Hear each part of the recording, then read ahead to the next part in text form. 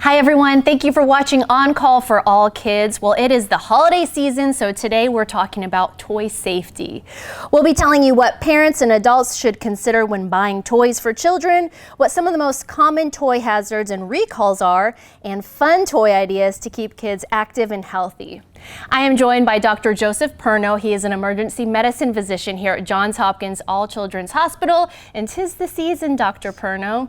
So as parents and grandparents or whoever is out there buying toys for those kiddos, what are some things they should consider? Yeah, so they got to consider not only what the child's asking for and what the child might like, but what's most appropriate for them for their age.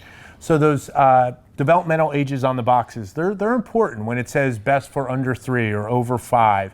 It's really important because there's safety issues that could be involved, and sadly, toys can be dangerous. We see over 200,000 visits to the emergency department a year due to injuries from toys. Well, let's talk about some of those hazards and even perhaps recalls. What are some of the most common ones that we typically see? So choking is probably the number one thing I worry, and that happens when some of our toys have very little small parts. So if you bought a toy for a child that's meant for an older child, it's going to have a lot of small intricate parts, but a younger child, everything goes in their mouth. So we run into problems also when you have one child is at one developmental stage and another is at a different one. You want to buy an appropriate toy for the older child, but then the younger child gets his hands on it and next thing you know they're choking. So you just got to be very cautious with the toys to make sure that the parts are appropriate, especially when you have those children that are putting everything in their mouths. So we're talking maybe magnets or even batteries. What's some of the both damage of those that are can bad. do? So batteries give me a scare, and it's the button batteries, the little flat washer type size batteries, and they can be found in a lot of different toys. Now many of the toys have a little screw that'll tighten it in, so that's great. But other times they're available pretty readily. The cards that make noise and sing a song, very common during the holiday season. Kids can rip those open, next thing you know it gets in their mouth. The button batteries can cause damage in as little as a few hours when it gets lodged in the esophagus. The acid can leak out and cause significant burns. So those scare me to death. Magnets sound like a great toy, fun, science, you could do different things. Also good, but if you swallow more than one magnet, magnets find each other and they can find themselves in your belly and go across the intestines and cause significant damage. So again, being cautious about, is the child at that age where they're still putting stuff in the mouth? If you've got multiple children, watching out for that sort of stuff. What about those toys that are excessively loud? So some of these toys are really loud, right? Yeah. They're more than just driving us crazy as parents, but you know, it can be a big deal. So we want to be cautious with them. Some of them have settings where you could set to a lower volume. I would highly recommend that, both for your own sanity and the child's ears. But if it really is just so loud and there's no other setting, maybe it's not appropriate, especially if the kids are putting it really close to their ears. And lastly, what about toxic chemicals? So we always worry about that, especially when toys are coming from outside the country. You need to be a little bit more concerned about it. You just don't know what kind of paint or chemicals were in there.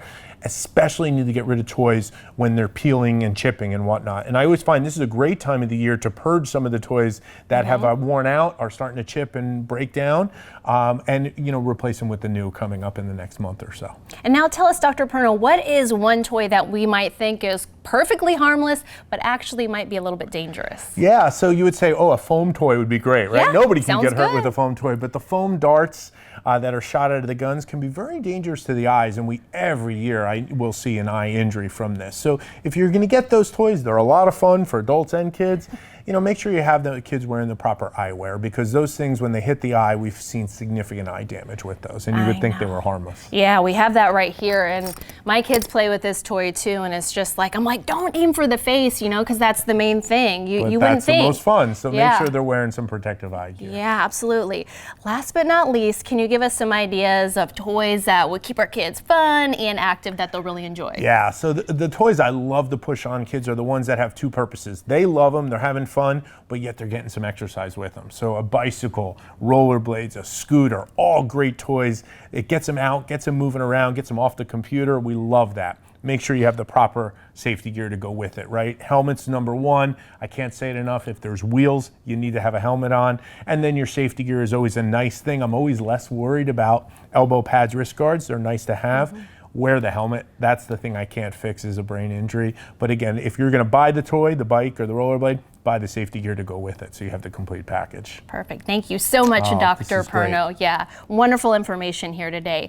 If there's a topic that you would like us to look into, you can just comment below right here on this video. We would love to hear from you. You can also check out our website. It's HopkinsAllChildren's.org/newsroom. We have patient stories and other pediatric healthcare information sitting right there. You can check it out. We'll see you next week. Thanks for watching.